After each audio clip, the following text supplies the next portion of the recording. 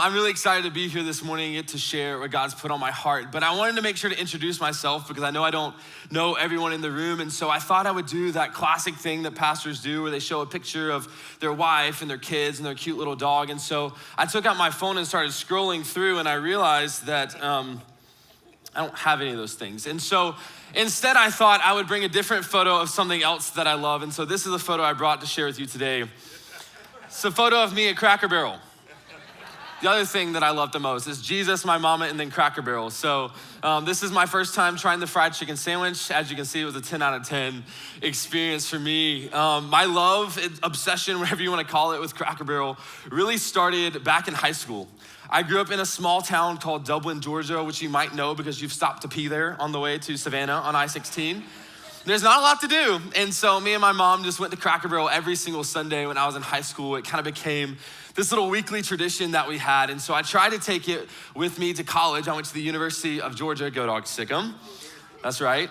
I tried to take it to college with me, but my friends realized that our wallets were a lot more thin than our stomachs and our hearts. And so it became a monthly tradition instead. But it's funny looking at that picture because Cracker Barrel really has been one of those consistent things in every season of my life. Even though the company and the people around the table are different, it's still the same Cracker Barrel. In fact, I still get the exact same thing because you're dying to know, I'll tell you. I get the grilled chicken, mac and cheese, fried okra, at least 3 biscuits, apple butter jelly, and a sweet tea. It's amazing. And so in every season of my life, yeah, it feels a little bit different, but it's honestly kind of the same. And you know this feeling because we have experiences like that all the time. For example, how many of you have ever had cilantro? Raise your hand if you've had cilantro before. Okay, great. Keep your hand up if you like the taste of cilantro. Okay, fair. Keep your hand up if you think cilantro tastes like soap. Okay, yes, we got some people. That's amazing. That's where I'm at. And I don't know what it is. It's the same exact thing, but for whatever reason, it tastes different to me. I don't know. Another one is the classic dress that broke the internet in 2015. You might remember this. How many of you see black and blue when you look at this dress? Okay, fellow carrot eaters, that's amazing, amazing. How many of you see white and gold? Wow, that's a lot of you. I don't believe you. I just don't know. I've tried, I really have. It just isn't, it's blue and black. It's just the correct answer. I have one more for you. It's a sound, and so you're gonna have to listen carefully. And so we're gonna play the sound. We'll play it twice, and I want you to think about what you hear. So go ahead and play that sound. Laurel. Laurel. Okay. How many of you heard Laurel? Great. How many of you heard Yanny? What? You're like, you heard what now? All right, it's gonna get crazy. So look at the one that you didn't hear, and we're gonna play the sound again. Go ahead and play it. Laurel. Isn't that crazy? I could literally talk about stuff like this all day long because it is wild to me that we live in the exact same world and yet we experience it so differently. It's true about the things that we see and that we hear and that we taste, but it's also true about the lives that we live. And so this morning we're starting a brand new series that's called Same But Different. And over the next 3 weeks, you're gonna hear 3 different stories from 3 different people. Myself this week, our friend April Farmer next week, and we're gonna finish up with our lead pastor, Rahul. And what you'll notice as you're listening to our stories is that while they are very different, there are pieces of it that are the same. Because the same author wrote the stories, that God is the same that wrote all 3 of our stories. But what's interesting is that the way that I relate to God, the relationship I have with God, is different than the one that April and Rahul have with God. Because my life has looked different. And when we listen to other people's stories, we actually can begin to piece together a more complete picture of who God really is. And that's really our hope for you in this series. Maybe you'll relate to something that I say or April or Rahul says that will encourage you, but more so than that, I would love if you walked away with a more complete understanding of who God is and how much he loves you. And so I'm gonna tell you a little bit of my story this morning, but I wanna tee it up with a question. It might feel a little invasive, so just prepare yourselves. This is the question I have for you. Has your life gone the way you planned? There's this nervous laughter I can feel in the room. Of course not. We all have plans and hopes and dreams of how our life is supposed to go. And even if you're not a 5-year or 10-year plan to success kind of person, you have some sort of picture of what you want your life to look like. For some of you, maybe that's a career. and you thought you would have some sort of career and that's just not the one that you're in. Or maybe there was a promotion that you thought you were gonna get that you didn't. Certainly you never planned to lose your job due to COVID or any other circumstance. Related to that, maybe it's money. Maybe you thought you were finally gonna be the one in the family to buy the lake house and have the boat. You thought, I'm gonna be able to set myself up well for retirement, but then some sort of financial crisis hit and now you're struggling to make ends meet. Very different than the way you planned your life to go. For some of us in the room, maybe it's family. Maybe you thought that this is what my family is gonna look like, but now you're sitting at Thanksgiving and Christmas and there's someone who's not at the table anymore. Or maybe you thought, gosh, surely I would have had kids by now. Or surely my kids would still be a part of my life. Or man, I just really thought that I'd be married at this point, or that I would still be married. One I think all of us can relate to is happiness. Certainly none of us planned for 2020 and 2021 and 2022 to go the way that they have. Maybe you thought if I just have these other things, then I'll be content and I'll be happy, but now you're sitting at your life looking back, and that's not the case anymore. And if I'm honest with you this morning, I can check every single box on this list. My life is nothing like I planned it to be. I grew up, like I said, in Dublin, Georgia, a small town, and I really did grow up in a Christian home. I went to a Christian school, and we weren't really like church people per se. We were more like Creasters, which means we went to church on Christmas and Easter. But I found myself in the church as often as I could. Even if my family wasn't there on a Sunday morning, I was going to every vacation Bible school that I could in Dublin, which was like 3. I was always going to camps and going to retreats and going to mission trips. In fact, camp is the reason that I decided to follow Jesus. My life was pretty normal up until the 6th grade when my dad had a series of surgeries to correct some spinal cord issues that he had had from a wreck previous years before. And it ended up paralyzing him from the chest down. Not really something that you plan for. And because of the care that he required, we ended up having to move him to a rehab facility full time. And as you can probably imagine, I spent a lot of time around doctors and hospitals and nurses and all those kinds of things. And so while the season was very difficult, it also sprung up this passion in me to be a doctor. I wanted to study medicine. I had a passion for helping people through crisis. And so I decided I'm gonna go be a doctor and study regenerative medicine and find a cure for paralysis. But something else I found in that season was a lot of loneliness, because I realized that there weren't a ton of people who related to me. I had to grow up a lot faster than other kids my age, and so I felt like I had a really hard time making friends. So I became really independent. I'm gonna figure it out on my own. I don't need anybody's help. And this kind of translated into my relationship with God too. It wasn't that I was like mad at God necessarily, but I just didn't think I needed him because I had YouTube so I could figure it out, right? Something else that I found in that season was a new passion for music. I've always loved music and entertaining people and performing, but I really found music as like a comfort, almost like a coping mechanism for me. And so I taught myself how to play the piano.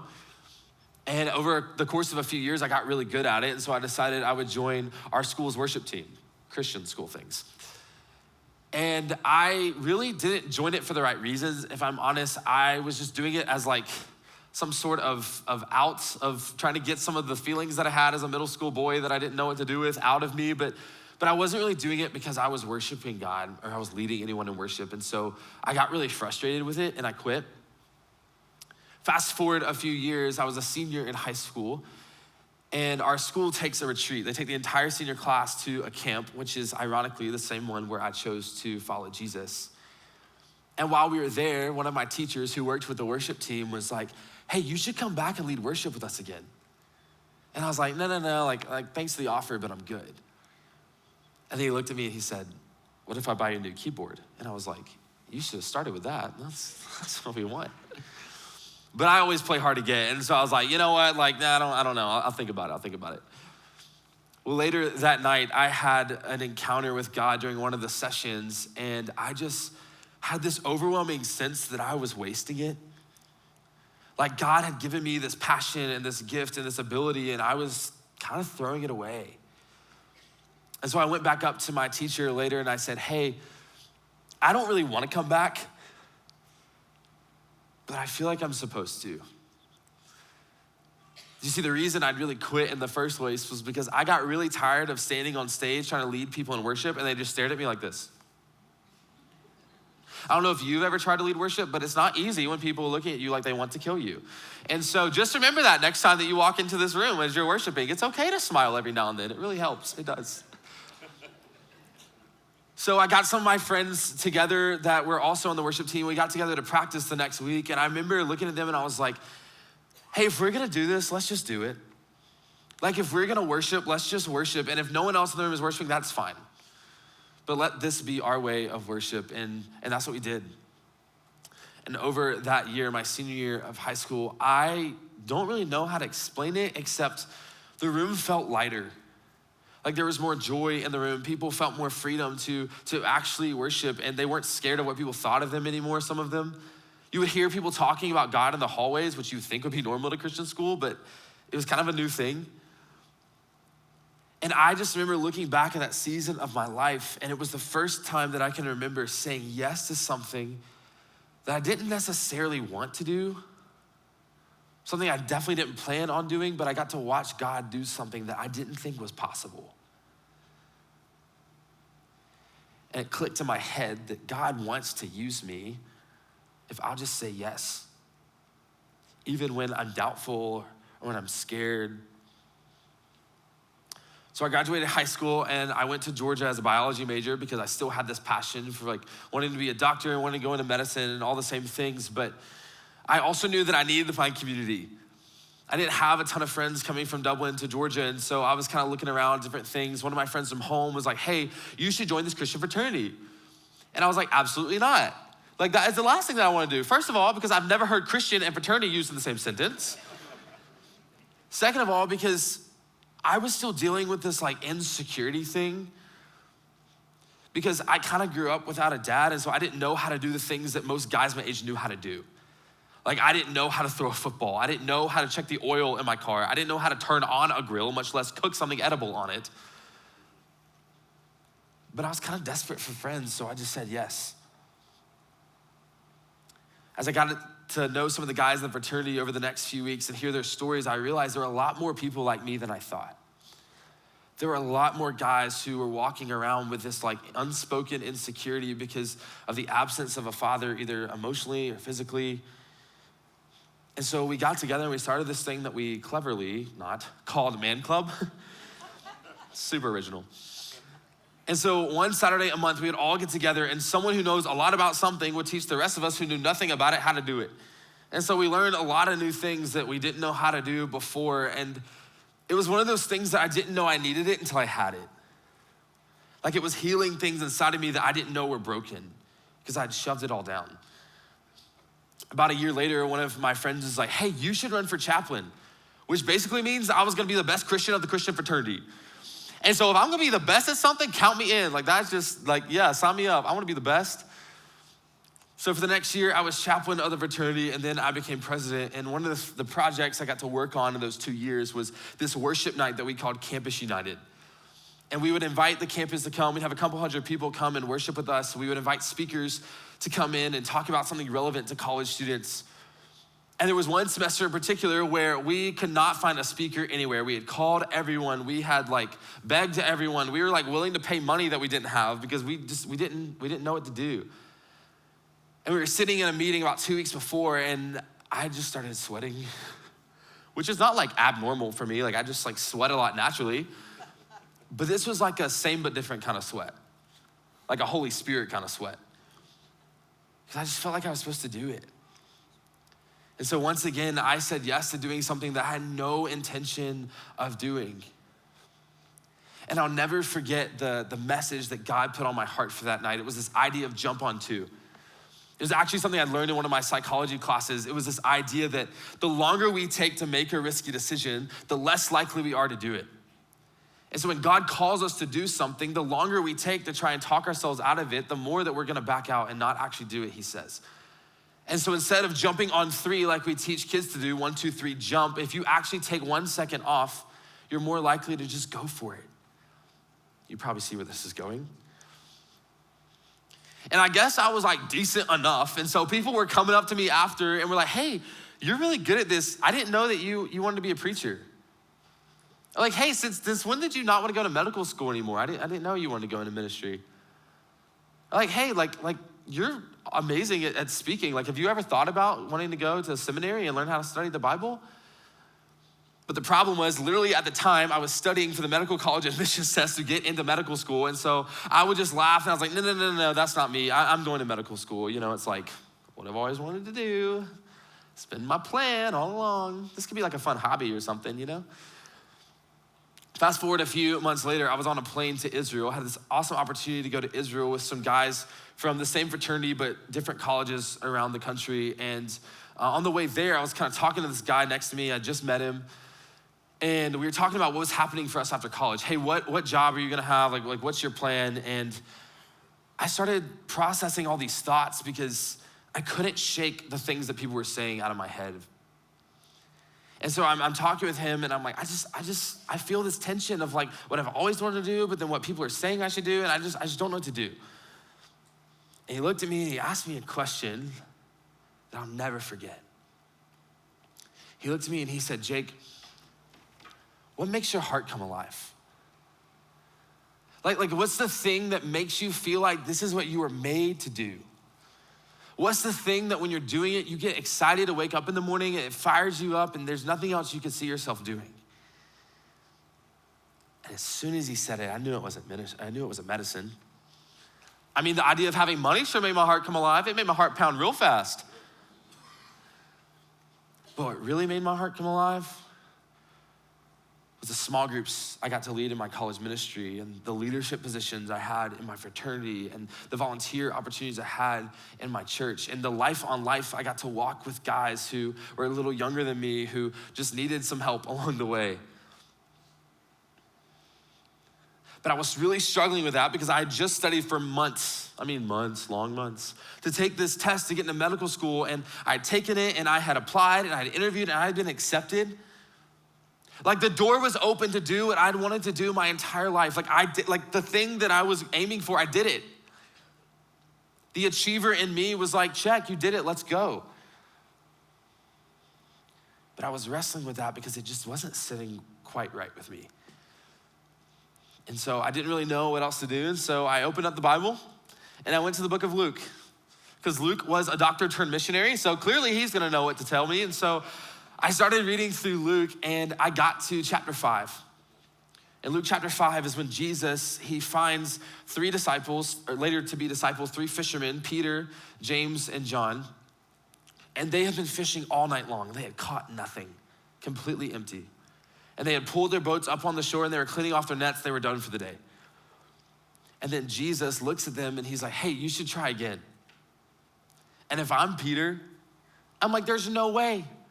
First of all, because this entire crowd of people had followed Jesus to the sea. They followed him everywhere. They had followed him, and they're now watching that these fishermen had just failed. Like they had caught nothing. I already look ridiculous. And now you want me to go and fish in the hottest part of the day? Like Jesus, if you were a fisherman, you would know that's not what you do. You're supposed to fish when it's cool, when it's dark, so the fish come to the surface. When the sun comes up and it gets hot, they go back down to the bottom. We're not gonna catch anything. So I'm already looking ridiculous, and now I'm gonna look even more ridiculous because it's not gonna know what I'm doing, and you're gonna make me look stupid in front of my friends. He could have easily said no. In fact, I probably would have said no, if I'm being honest. It was absurd. But we know that's not how the story goes, because that's not a story worth telling. Like, who wants to read a story about a group of fishermen who had caught nothing, and then someone says, try again, and they say no? No one. And so they're like, okay, we'll try it. So they take the boats back out and they throw the nets over, but this time they don't come up empty. In fact, this is what Luke writes, chapter 5 and verse 6. And when they had done this, when they had thrown their nets over, they enclosed a large number of fish, and the nets were breaking. Next verse. They signaled to their partners in the other boat to come and help them, and they came and filled both the boats so that they began to sink. It's almost like the fish had figured out the system. They're like, hey, once the sun comes up, they'll take the boats back and then we're free to swim around wherever we want. We can get as close to the top as we want. Then, they got. Just like Nemo. And I can only imagine the fishermen are seeing this, they're pulling up the fish and they're like, I don't know what he just did, but I'm listening to him. Whatever he says goes, because that's not supposed to happen. And so Jesus invites them to follow him. And I grew up in church and I've heard this story. I grew up in a Christian school. I could have told you the story. But there was something about reading it this time that it hit me like it was the very first time. In fact, this is the way that Luke ends the story in chapter 11. He says, so they pulled their boats up on shore, left everything, and followed him. They left everything to follow Jesus. They left their boats, their careers, their future security, this jackpot of fish that they had just caught, the whole reason they were in the sea in the first place. And I'm sure the crowd is watching and they're like, what are you doing? You're gonna leave everything? You're leaving behind your entire life, the thing that you know, the thing that you're really good at, this huge catch of fish. You guys are gonna be famous and you're gonna walk away from that? I call Peter's boat, but they did. They didn't know where they were going. They didn't know what the future was gonna look like. But it didn't matter because they knew who they were following. And I remember reading this verse and I thought to myself, am I about to give up medical school to go do, I don't know. And I knew it sounded crazy. Like all of my friends who weren't Christians, and honestly, some of my Christian friends were like, you're a wackadoodle. But when I looked back at my life, I just kept seeing all these little pieces, these pieces of the story, these things that I'd never seen myself doing, these seats and positions I'd found myself in, these passions and these hobbies I'd had since I was a kid. And God was piecing it all together. And I just had this feeling that the plan that he had for my life was bigger and better than the one I'd written for myself. And I didn't want to miss it. You see, Peter and James and John, they chose to follow Jesus. They became 3 of the 12 core followers of Jesus. They saw every miracle. They heard every teaching that he did. But what if they would have stayed in the boat, counting fish? They would have missed it. And I didn't want to miss it. But I also would be lying if I said I was like excited to give up everything I'd ever known my life to be, everything I'd ever wanted to do. And it wasn't like I hated science and hated medicine. It was like I enjoyed it. I had a passion for it. I was good at it. But I also knew that there was this thing inside of me that just, I didn't want to miss what God had. And what if this isn't what God has? And so now I'm dealing with this tension of, I don't want to mess this up. I don't want to pick the wrong thing and not be following God's plan for my life. I don't want to make the wrong decision and then do something that I wasn't supposed to do.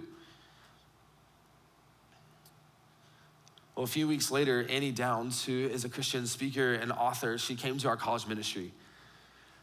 And she was talking about God's will for our lives, the plan that God has for our lives. And so we're all like, notebook open, pen out, tell us, what do I do? And she said something that she actually stole from someone else, and now I'm gonna steal it from her, stealing it from someone else. It's just a big bucket of Christian plagiarism. And I'll never forget it. She looked at us and she said this. She said, God's will for your life is not a tightrope. It's not this like thin line that we have to walk. And if we lean too far one way, or if we take the wrong step, that we're out of it. Like God's plan for our lives, it's not that fragile. You don't have to force yourself to like make the right steps and do the right things and then be in God's plan. It is so much better than that. God's will for your life is not a tightrope, it's a river. And you just gotta jump in. I don't know if you've ever been rafting or tubing before, but there's nothing you can do to stop that water. I've tried. It's gonna go where it wants to go. And I remembered hearing that And I just felt so much relief because I knew that God wasn't counting on me to not make a mistake. I mean, do you know how many mistakes Peter made when following Jesus? Peter, the loudmouth, Peter, the one who always said things that got him in trouble, Peter, the one who literally denied Jesus as he was being led to be crucified, who says, hey, I don't know him, I don't want anything to do with him. You've got the wrong guy. That Peter, that was the same Peter that God used to build the church. There's nothing that Peter could do to stop God from doing what he wanted to do in Peter's life. And the same was true for me, and the same is true for you. And I realized for the first time that God actually wasn't relying on me to do something. He was inviting me into something. Like God didn't need me to do anything. He's God, he can do whatever he wants to do. And what he wants to do is he wants to use me. And he wants me to say yes to whatever's in front of me. Even when it's scary, even when I can't see the next thing. So I decided that I would take my own advice. And I jumped on two. I withdrew from medical school and I started the North Point residency, which means I was working part-time at one of our North Point, Atlanta area campuses and going to school full-time to seminary to study the Bible and learn how to teach it to people. And somehow along the way, I ended up here. I'm having the time of my life. In fact, there's some Sundays I find myself leaving Inside Out on Sunday nights and I'm just in disbelief that this is my job. I couldn't have written this story better if I tried. Because in the moment, I didn't see what God was doing with all these little pieces. I didn't know where he was going with this thing. But he did all along. Even when I was being rebellious and trying to do my own thing, like God knew where the story was going. It reminds me of a verse in Proverbs 16 that says this. It says, in their hearts, humans plan their course, but the Lord establishes their steps. Like it's okay in your life to have a plan. Peter had a plan, I had a plan. We all have plans. But what happens if the plan that God has is different than yours? What happens when God wants to establish a step that you don't want to take? What happens when your plans fall out and your life ends up nothing like you thought it would be?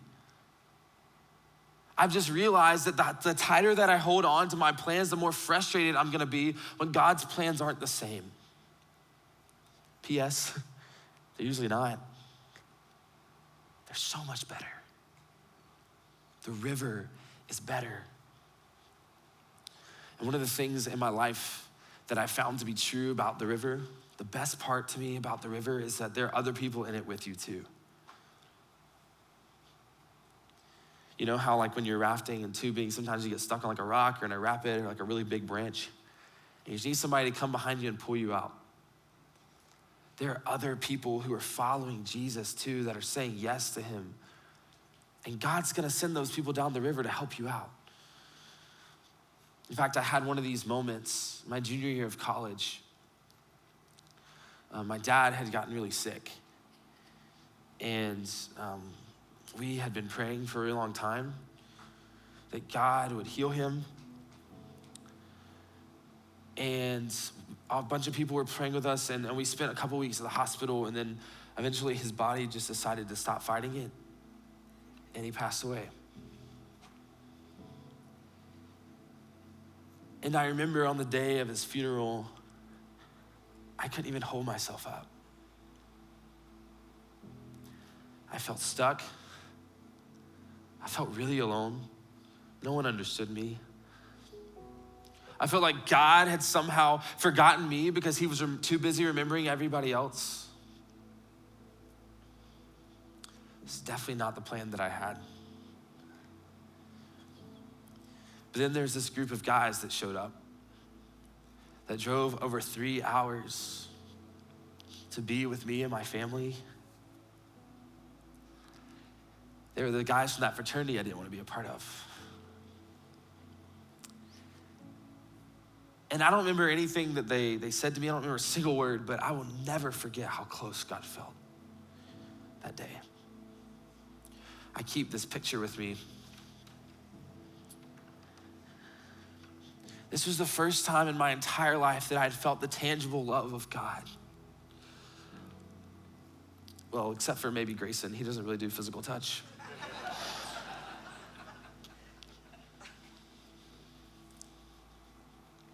But when I look at this picture, all I see is the faithfulness of God. Because I didn't join that fraternity my freshman year because I knew that down the road my dad was gonna pass away and I was gonna need people there to support me. I didn't know, but God did.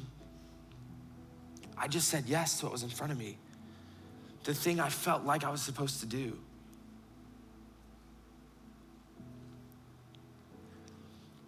I just think sometimes we get so caught up. Do I take this job? Do I not? Do I move my family? Do I not? Do I take out this loan? Do I not? Do I marry this person? Do I not? And I think Jesus cares about those things, but God's got it. And when I look at this picture, I'm like, he's gonna take care of me. And even better than him just taking care of me, he's gonna weave it all together. And he's gonna write a beautiful story that we never could have written for ourselves. Even the pieces we don't like, even the places we didn't wanna go, even the moments when we didn't understand, he's got it.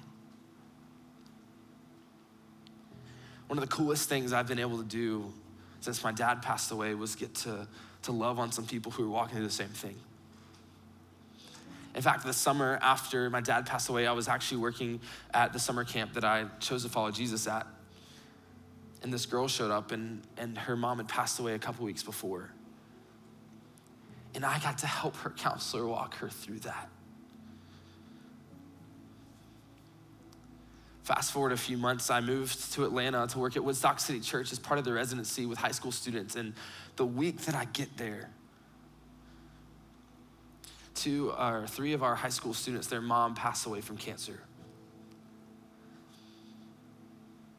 And I got to help walk through that with one of the guys, and I couldn't have written that. I didn't plan that. God did. You see, Jesus didn't ask Peter and James and John to throw their boats overboard and to go fish again because he cared about the fish. He didn't care about the fish. He made the fish. He's got fish. He just cared about their yes. He cared about them being willing to leave it all behind and just say yes to follow him. I don't think Jesus really cared that much about my career. He cared a lot more about my availability. He cared so much more about me being willing to say, here I am, God. I'll leave my plans at your feet. I'll leave it behind. I'll pull all of it to shore and just do what you want me to do. That's why I have this tattoo on my arm, in case you've been wondering, it's a sailboat. Because I never want to forget how worth it is to pull my plans to shore and just say, God, I'm in. I just want to follow you. I just don't want us to get so caught up in the way that we expect our life to go that we miss the beautiful story that he's writing with us. He knows you're gonna make a mistake. Don't worry about that. He knows we're not gonna get it all right. And yet he said yes to us anyway. When he sent Jesus to die and then be raised again 3 days later from the grave so that you and I can have a relationship with him, he said yes to us. And he just wants us to say yes back. Whatever it looks like. It's not a tightrope. It's a river. You just gotta jump in.